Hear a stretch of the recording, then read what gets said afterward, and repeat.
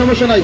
আমি আরেকটা দেখাই পরে বলেন, কোনো সমস্যা নেই। দেখেন, এটা বক্সে বসাবেন, উপর থেকে চাপ দিবেন, একটা মার করে নিবেন, একটা ক্যারি বার করে নিবেন, যাতে আপনি বসাতে ফ্রি হয়ে যায়। ফুটিয়ে ডাক্তার দুই আঙ্গুলে চাপ দিবেন। এই যে দেখছেন, দুই আঙ্গুলে চাপ দিচ্ছেন যে এটা বাড়তি রুটি কাটে নিবেন, কাটবে যত সুন্দর হবে। হাতের কাম চালু করবেন, চালু করে নিবেন। 10 জোরে কাম 1 জোরে করবেন।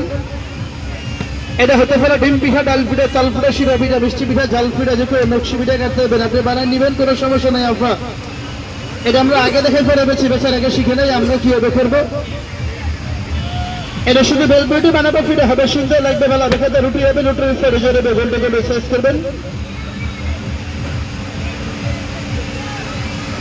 একটা মার করে নেন, ডাকনাটা 2 হাতে ধরেন, এইভাবে 2 হাতে ধরেন, ডাকনাটা ধরে একটা মার এখানে বসে দেন, একটা কিনে সামনে কিনে আগে ডাবাই দেন, পরে ছাপ দেন, 2 হাতে হয় ছাপ দেন। টান দেন, রুটি কেটে দেবে, টান দেন, আপনার সমস্যা, রুটি কেটে দেবে।